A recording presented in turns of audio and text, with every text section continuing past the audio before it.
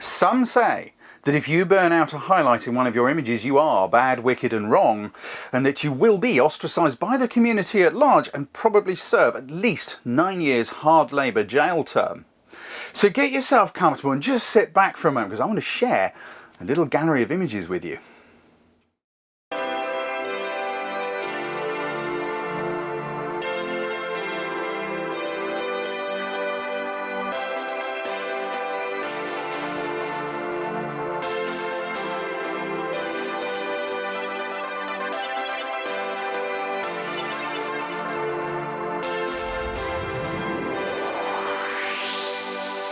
Right, that's enough of that. I think you get the idea. But this burnt out highlight thing, let's go investigate it a bit further. Don't get too head up about your highlights, because highlights are natural things. They occur, and certain subjects will always have a burnt out highlight, even to our eyes. Now look, behind me down here, can you see? I'm looking in my little monitor there. Right, look, there's a little boat down here. If you look at the very brightest part of that boat, that is a very, very, very bright area. It is almost a burnt out highlight, and that is because over here is the sun, and it's really slamming into me. If I was to take a picture of that, why don't I just give it a quick little go? And if you can see, here we go. Let's just see, what do I get? Now, according to my histogram, on the correct exposure, I've got a slightly burnt highlight. That means I'm going to have to take my exposure down until the histogram says that highlight has gone. So the result is, that one's fairly dark without a slightly burnt highlight. That one's a bit brighter.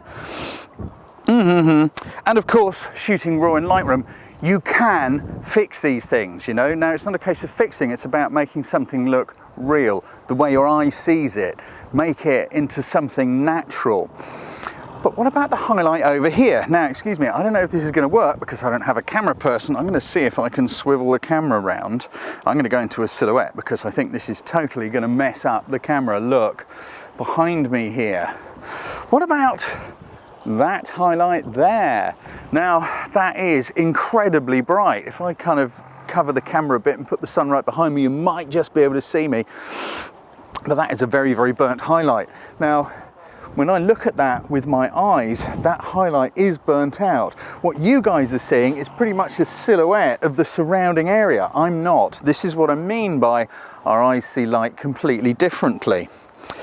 But why am I saying don't get het up about your highlights? Well, look, that is a burnt out highlight. That is how our eyes see it. This is an extreme one. If I was going to try and shoot a picture of, say, this little headland, let's have a look. What happens? Let me see if I can video for you through my little Fuji.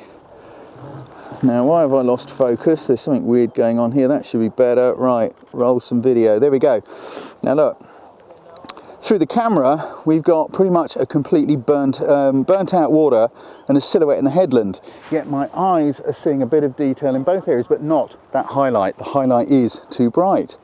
To try and lose that burnout in the highlight, I've got to take that exposure way, way down, and I've still got burnt out highlights, but we can hardly see the headland at all. To see the headland, we've got to pump that exposure up to see the house and the building, and now the highlight is totally gone. So how do you photograph something like that? How do you make a shot like what's going on behind me work? You have to shoot at the correct time of day. So my main point is, don't worry too much about these highlights, because also sometimes they look absolutely awesome. See if I can find a shot and I'll show you what I mean. For example, look, we've got some flags in here, and up there somewhere, we've got the sun. So the sun is coming right in behind these flags, but it will make an awesome shot because we've got a bit of blue sky going on up there. You're seeing me very, very silhouette-y because, of course, the camera is making it more contrasty than it really is. But this is an example where a burnt out highlight actually looks natural, because if you look at the sun, it burns out. Let's see if we can look at the shot I'm thinking of and see if I can roll some video for you while I'm on the subject. Here we go. Look, now there is the shot I'm thinking of. You see, now that sun is completely burnt out. Even through the video camera, you can kind of see where I'm going with this and what I'm thinking. By using the small aperture, you can get a nice starburst. You can play around with your, zoom. You can see what you want to include, what you don't, and all that kind of good stuff. But I think you can see that sun is a burnt out highlight, and that is how it looks to my eyes. Let's take the shot. Let's just see what we can get. So what is the light meter going to say about all this? I'm shooting a small aperture because I want that starburst. What is the light meter saying about this? What's the metering mode? Everybody worries a lot about metering modes. I'm going to make a video about metering modes because it genuinely doesn't really matter which mode you use. You just need to find out how they work and then choose the one that you like.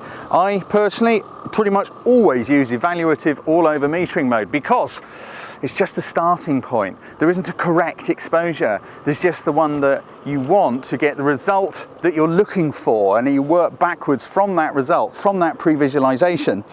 And that tells you the settings you need. That's what my 7 building blocks of photography course is all about.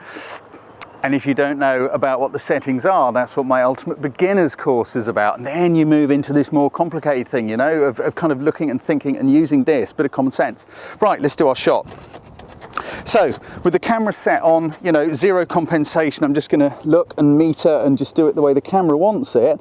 And I'm going to zoom this in fairly tight and just shoot that frame like that. That's pretty good. I always check my histograms. Of course we got a burnt sparkle, and you know what? That histogram looks to me to be pretty good. It really is. There's a little spike, and that is that burnt out sun, because the sun does burn out. But the rest of the data is saying, you know what? There's tons of information there. Here's a little tip. When you're looking at the back of the camera, it always looks much darker if you're in bright sunshine, because your pupils, the pupils have got smaller, and therefore it makes this look darker than it is. So, but what would I do? I'm going to try taking one a little brighter. I'm just going to go 2/3 of a stop brighter and just see how it looks. Can I capture a little bit more of the shadow data, of the deep stuff? I think what I'm doing is I'm sacrificing the starburst effect. Let's look. Yeah, there's a little bit less starburst effect in the brighter image.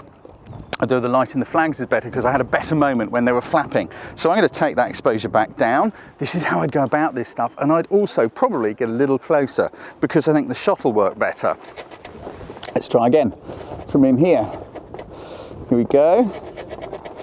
Make sure my autofocus is working nicely. You know what? I'm going to see if I can get that. I'm going to see if I can catch the sun in a little flap of flag, if that makes sense. And if I get one, I think it's there. Yes, that's kind of what I was looking for. So we kind of got the sun's just a little bit tighter to the flags. The flags are out, so we've got better backlighting on them. Backlighting, not backlighting. So there's a little example. I'm going to see if we can find a slightly more subtle one of places where highlights burn out, but it's natural. It's what they do. Here's a shot you just might remember from when we did the fog film, probably about a year or more ago, when we came out looking for pictures in the fog. Now, look at these lights. We've got to move quickly, but we've got a bit of blue hour going on in the sky, which looks awesome. But look at those filaments up there. Those are burnt out. They're burnt out for you guys in the camera, but they're also burnt out for me in my eyes. And you can't really correct that. That filament is too bright. It's a natural burnout. Let's just take a shot. I've already set us up on the tripod. I'm going to do one with a kind of starbursty effect by using a very small aperture. Let's go for that one. That is going to be a 20-second long exposure because I'm keeping my ISO right down low. I'm probably a little bit late to be doing this. And the burnout effect indeed wouldn't be quite so strong had I got here about 10 minutes earlier, but there you go, I didn't get parked in time. Right, let's have a look. Awesome, but you can see that those highlights inside are burnt out. Let's do another one. Let's just widen the aperture and not have that sort of starburst effect and just shoot it again. I think we got just about enough time. Here we go. So there's two different kind of versions there for you to look at. We've got the one without and the one with the starburst effect going on. I really like that starburst effect. But here's the thing. Those burnt out highlights from the filament, those are completely natural looking. They are burnt out to my eye. Even if I squint at them, I still can't see into the center of those bulbs. So the thing is, don't worry overly about getting every single highlight detail back into an image, because if you do, it'll just look kind of weird, I'm afraid. Let me just take another shot and just see what would happen if I really pulled the exposure down. You know what? Even in the really dark one, those filaments are still burnt out. So don't panic too much if your highlights burn out. So if you found this video useful, that's really great. Please click in a couple of likes. We'd love to hear some comments below. You can always subscribe to my newsletter using the link on screen right now, or by clicking the link up above here somewhere. I can't remember which side it goes. Take care. I'll see you next time.